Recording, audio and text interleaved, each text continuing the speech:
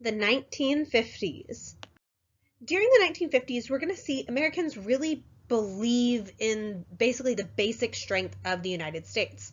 A lot of this is due to things like technologically sophisticated corporations that were very large at this time, introducing all kinds of new marvels, and it really seems like the sky is the limit. We're also going to see during this decade, basically after McCarthyism, the range of political ideas that are influencing our government national policy is much more narrow than previously. But we're also going to see critics begin to voice some discontent, and eventually this is going to explode in like the 60s and the 70s. So Dwight Eisenhower is really going to preside over the 1950s prosperity. In fact, both the Republicans and the Democrats had actually courted him to be their presidential nominee and candidate back in 1948. 4 years later, he's going to go on to choose the Republicans, basically because he really wanted to make sure that the Republican Party remained committed to like NATO and the collective security of Europe, and he didn't want the Republican Party to return to isolationism. He is going to easily defeat the Democratic nominee, Adlai Stevenson, who's basically going to carry some big issues. First of all, he's carrying Truman's negative legacy of domestic policy confrontation. Then you have to keep in mind Truman was president with the whole Korean War, and so he's carrying that with the Democratic Party and the so-called loss of China. So really, the Democrats had no chance of winning at this point, too. Eisenhower is really going to claim the political middle for Republicans for the next 8 years. I'm just going to go ahead and tell you he's going to be reelected. Spoilers. Basically, he is going to accept much of the New Deal, but saw very little need for more reform. And so in this way, liberals view him basically as liberal, but conservatives view him as conservative. And that's really a theme for the 50s, this central idea in politics and such. We are going to see that the economy is doing really good during the 50s. Americans were also excited by like big business and everything. Output is going to grow by a solid 3.2% each year when you're looking at 1950 through 1964. So this means your average American has more disposable income than ever before. Plus productivity, or basically output per worker, is going to increase steadily through the decade. Average compensation per hour of work also rose faster than consumer prices for a lot of these years. So that's really good that wages are matching all of this. With the rising productivity, this was going to make it easier basically for corporations, to share in their gains with large like labor unions. Now the thing is, with this increase in wages and everything, labor unions are going to lose interest in them. And they're also going to lose interest in making like radical changes to American society. Really, the United States is becoming a consumer republic, even more so. And they're going to see mass consumption as a solution to social and economic problems. In fact, you even see minority groups that had regular industrial and government jobs are also economically rewarded during this time period. Basically, factory jobs in this time could actually support a family in a lot of industrial cities. Black people are also going to work through different like race-oriented groups to secure things like they're trying to put in like fair employment laws. The thing is, there's just not enough of these so-called family wage jobs for all minorities like African Americans and Latino workers. And so we're seeing a continuing trend of African Americans and Latinos moving north and west into cities. Also, when there is erosion in certain industrial jobs or like a shift of jobs to like new suburban factories, we generally are going to see minority workers are the first to suffer. A lot of times there was open jobs, but they'd be located in areas that they couldn't necessarily get to. And so like black unemployment is going to creep upward about twice as fast as white rates. So we are kind of seeing in the 50s laying those seeds of like discontent for later. Still, we're going to see Eisenhower's administration reshaping the cities basically around an economic development. Cities would use federal funds to replace low-rent businesses and run down housing on like the fringes of downtowns, and they'd make things like new hospitals or civic centers or sports arenas or office towers or luxury apartments. And so all of this is about revitalizing older cities, especially like up in the Northeast and the Midwest, that very much were trying to compete with new cities in the South and in the West.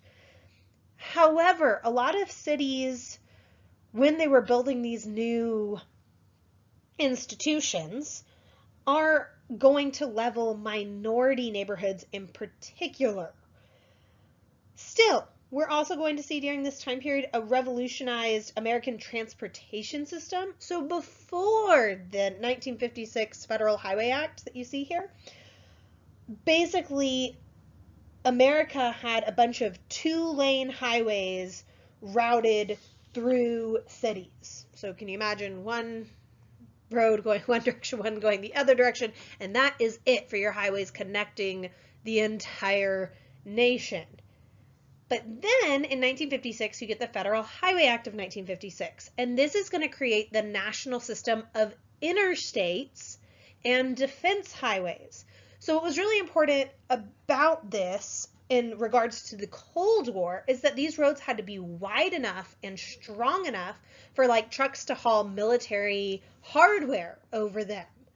The other part of this has to do with the Cold War in that it was supposed to make it easier to evacuate a city in the case of, some atomic bomb or just any kind of weapon being used against a city. But it has so much further reaching effects because interstates are going to half the time of city to city travel. And this is great economically for a lot of industries like the car industry, but also the steel industry, the concrete industry, because they have to build a lot of roads. We're also going to see things like long distance trucking becomes much, much bigger at this time period, though this is at the expense of the railroads. So the railroad industry is actually going to be hurt by this.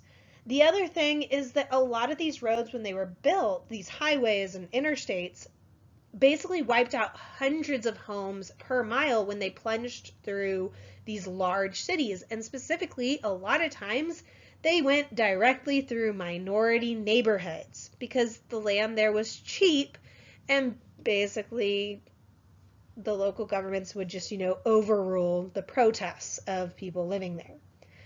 Also, interstates are going to accelerate suburbanization. You get like a lot of perimeter highways and beltways ringing around large cities. And like, even if you look at DFW and you zoom out, you'll see those kind of beltways like 820 and such kind of going around a city. Now, as much as the 30s had taught Americans to avoid debt, the 50s teaches Americans buy with credit. People are financing new homes with something like sometimes 90% FHA mortgages, sometimes 100% VA mortgages. You get buying items on like department store credit cards.